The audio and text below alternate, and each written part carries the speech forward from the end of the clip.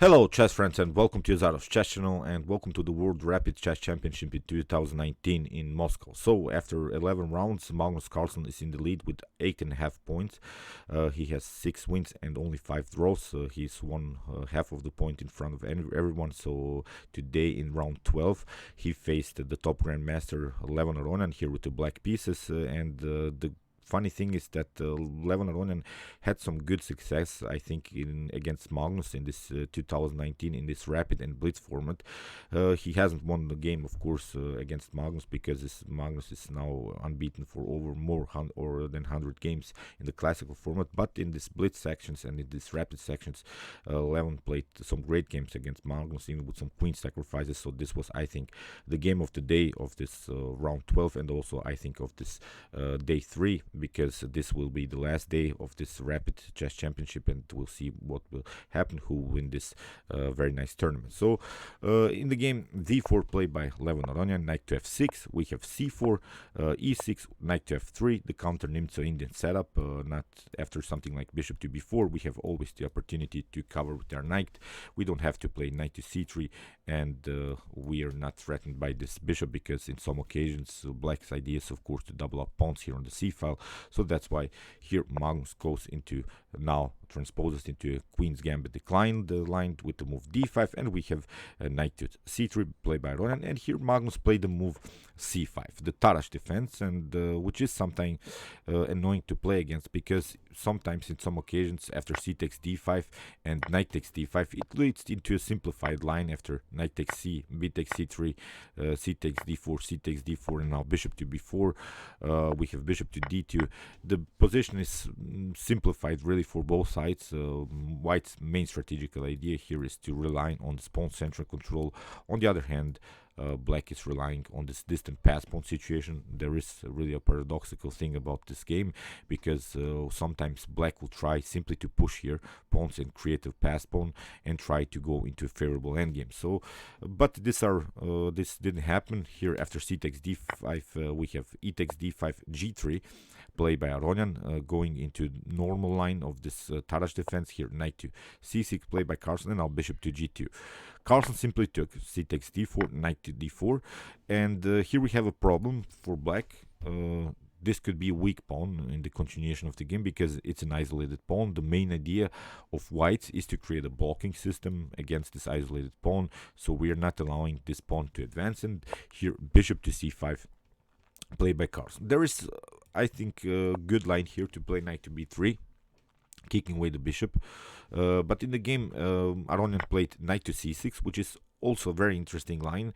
It wasn't played in top grandmaster level, but you see the problems about this setup of blacks now, because this bishop is a little bit vulnerable to attacks. It's in front of this pawn on c6, so here that's why Aronian simply castled, Carlsen also castled, and now queen to c2, because there is now this discovered attack possibility to play knight takes d5 and then discoverly taking the bishop, because you cannot recapture with the queen. The bishop is aiming on that square, so that's why here Magnus gets out of the range of the queen and plays bishop to b6. But now knight to f4, simply attacking the endangered bishop. If you try something like bishop to c7 in order to escape the knight to c5, is a perfect positional move. You can support the knight with the move b4, a3, bishop to e3, simply relying on our very powerful outposted knight on c5. So in the game, knight to a4, bishop to d7 was played, simply defending this pawn. Although black has a good connection between the two pawns, it's still hard to push them further with the move c5. Here b3 played by Aronian, plays trying to play a sort of double fianchetto setup here with the bishops. Rook to e8, and now bishop to b2. h5, a very tricky move here by Carlsen, which is a provocative move. The idea behind this move is to play h4, simply further weaken the pawn structure in front of white's king. And the problem for white is that you don't have the knight on f3, which is the protector of this square h4. So that's why you're a little bit forced to weaken the pawn structure even further with the move h4. And now Magnus plays a very nice outpost. Knight to e4 it's perfectly fine. It's hard really to kick away this knight because f3 is not a possibility. You lose always your g3 pawn. So this was a really a tricky line here played by Magnus with the move h4. e3 played by Aronian. There were also some tactical threats, of course, with if the queen, for instance, comes here, maybe knight to g3 is also a possibility because the bishop is really dangerous. So that's why e3 closing the dark square diagonal here for the bishop, and rook to c8 played by Carlsen. And now Aronian simply took the bishop on b6 because now there was a real threat of this move c5. Supported by this bishop, supported by this knight, black could have here a very dynamic pawn structure in the center. So that's why Levon Aronian searches for simplifications here. Knight takes b6, a takes b6, and now queen to d1. And there is one good line here for black. It's the line bishop to g4. It seems that f3 is not a possibility. Is a possibility for white, but now knight to g3 is very dangerous. After f takes g4, we have rook takes e3, or even queen takes a4. It's very dangerous here for white with this kind of a weakened pawn structure, with this activity of these rooks. I think black can do something here, but in the game Magnus played a more passive move, bishop to f5, which allows Levon Aronian basically to play the move queen to f3. If now bishop to g4, then we have at least a good square for our queen. You see, we have at least here the possibility to sneak on somehow on dark squares, because this bishop is still dangerous on b2, and Magnus played bishop to f5, sacrificing the pawn on h5. Unbelievable move here by Carlsen. It is still playable for black, but white has this advantage now. The main idea for black is here that black will try to rely on the space advantage here on the queen side, because these pawns on the queen side are a little bit more centralized than these two pawns. So Magnus will play on a simple pawn storm in the center. After queen takes h5, we have queen to d7. Now the threat is, of course, bishop to g4, trapping even the queen here. So that's why Aronian simply went back, queen to d1, with the preparation to play even queen to d4, and then threatening here really checkmate on g7. So that's why c5 played by Carlsen. We have rook to e1, rook from c to d8, and now rook to c1. Bishop to h3. You see, this is a very nice positional move by Carlsen, getting rid of the bishop, which is sort of a piece that could attack this knight, and we are simply relying on our outposted knight on e4 here. So that's why after bishop to h3, here queen to f3 played by Levon Aronian. Now we have f6, closing the dark square bishop, and here simply undermining this importance of this dark square bishop of white here on b2. After bishop takes h3, queen takes h3, we have rook to d1. Now Levon Aronian has regrouped a little bit, has this extra pawn, which is good.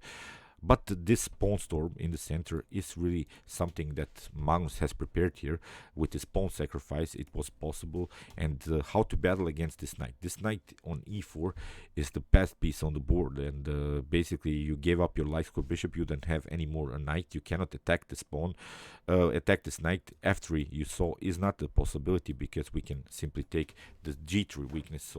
So far, it's a very nice piece, and it's really hard to battle against this knight. So in the game b5, you see Magnus plays simply straightforward here on the queen side, trying to get use of this pawn storm that he has created. Queen to g2, Levon searches here for simplifications, but of course Magnus is not interested, not to simplify the position even further. If this game goes into an endgame, then white is of course better with one pawn up. So that's why here Magnus is not interested in this queen's trade of queens. Now finally f3, kicking away the knight, and now knight to d6, but we have still the possibility to create some pawn activities here on the queen side. g4 played by Levon Aronian, which is a good move, and now d4. And here maybe Aronian makes a slight inaccuracy with the move queen to d2. Of course, the main idea is after taking, playing something like, I don't know, maybe queen to c2, attacking the c5 pawn. But I think immediately queen to c2 is much better, because you're attacking this pawn immediately. And now there is really maybe a possibility to close here the position with the move e4, or you can play the move e4 immediately. But this queen to d2 allows now Magnus Carlsen to play queen to d5, really getting out of this e-file mess. And now if you take, of course, there are really some problems, because we can simply push further and block the bishop, because this bishop will be blocked out here by its own pawn. You see the continuation, e takes d4. You see now, and now Magnus sacrifices another pawn just in order to roll this pawn here on c4, and now this bishop is basically useless. Still we are attacking here the pawn on f3, and here bishop on a3 played by Levon Aronian. And this was the main mistake now in the game. It's unbelievable how Levon Aronian blundered here. The best move, I think, here is king to f2, simply protecting this pawn. Okay, if a takes c takes b3, a takes b3, it's not a problem. Maybe here black can take another pawn, but that's not a problem. We have regrouped. We can really go into a simplified line now. Still, knight to c4 is a serious threat, but I think you can handle that with something like queen to c3, simply going into an endgame, maybe with the extra pawn. I think still this game would end in a draw, but at least you have the defendant here. After the move bishop to a3, Magnus simply took this pawn, and now we have new two weaknesses in the position. Queen to g2 played by Aronian. Here rook takes e1, rook takes e1, and now queen to c3. Rook to d1, we are at least defending this pawn, but now b4. Magnus attacks Levon's bad bishop here. It's really unbelievable how bad this bishop is now on this diagonal. Now bishop to b2, again another problem, because we have queen to e3 attacking the king, queen to f2. Maybe a better way here is to escape here on the square h2, because here after something like c3 we have bishop to c1, after queen to e6. I think we can still defend. We can play again maybe something like queen to f3, regroup, and maybe now finally push the pawn, maybe even try to somehow trade off some more pieces on the e-file. But again, slight inaccuracy here by Levon Aronian. Queen to f2. Now we have again queen to h3, because we're attacking again the same pawn. Here queen to g2, and now queen to e3 again played by Carlsen, and now queen to f2. And now Magnus goes simply queen to e4, attacking this pawn from another side, but also attacking this weak pawn on d4, because now there is a serious threat to play the move c3. And the problem for white is here you cannot take this pawn, because then this knight comes very actively into the game, and then knight to e3 is a serious threat. With the support of the queen, white's king would be really in danger, because you have two advanced pawns here, and that's why I think black would be simply better. Still, this bishop is bad. It's blocked down by its own pawns, and even if you liberate this diagonal for the bishop, still this pawn are creating a very nice blocking system, so this bishop is still useless on b2. So after the move queen to e4, queen to g2 played by Carlsen, we have c3. You see now this bishop is really endangered. Bishop to c1, and now a very powerful move c2. You cannot of course take the queen, because you get first the check, and now you lose the queen. So that's why here rook to f1 was played, and now Magnus simply takes another pawn and has really favorable continuation. Here the evaluation is +4 for black, so -4.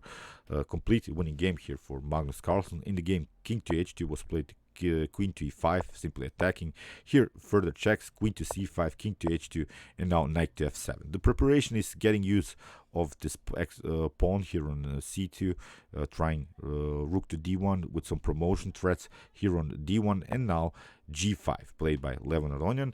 Queen to e5 by Carlsen, creating another check, king to h1, and now comes this move rook to d1. And this rook and the queen are a little bit stuck to the defense of this potential promotion on d1, so you have to be careful here. In the game, Levon Aronian simply continued to push g6, attacking the knight. Knight to d8 was played, and there is now a serious threat of white here, because in some occasions, if this knight moves, we have also some checkmate threats on the 8th rank, so Magnus has also to take care of some resources of white. So in the game, queen to f3 was played. Here rook takes f1, queen takes f1, and now queen to e4, queen to g2, and now queen takes h4. So Magnus grabs another pawn, king to g1, and now queen to d4. Again, simple checks, king to h2, and here queen to d1. The main idea is now to simply take out the bishop and go into a favorable endgame. But here, after queen to e4, Magnus plays another mistake. He leaves now Aronian the opportunity to regroup. After king to f8, this game is basically a draw, because here Magnus, instead of this queen to d1 move, should have played queen to d6, and here he played king to f8. So this was the main mistake by Carlsen. Here, after the potential queen to d6 move, okay, you have king to g2, but now queen to c6 is the main idea. After king to f3, you see we can play simply f5, creating another pass pawn, sort of. This would be a dangerous pawn. And now after queen takes, knight takes c6, you see you cannot go after this knight, because you get something like knight to d4, and there are also some fork possibilities. So basically it would be game over. Let's go for instance, if you take try to maybe grab this knight, then you get knight to e2, attacking the bishop, and simply promote here on c1. So again, this would be game over. And in the game, as I said, after queen to d6, this would be a perfect move by Carlsen, but now king to f8 played by Carlsen, and leaves now the opportunity Levon Aronian to go into a draw, because the evaluation here is 0.0 draw for both sides, because here Levon Aronian played the correct move. The first was a correct move, queen to b4, and after king to e8, now he makes the mistake, because he played queen to b5. He should have proceeded here with the move queen to a4, which is similar, but it's not the same, because now after potential checks, we have the possibility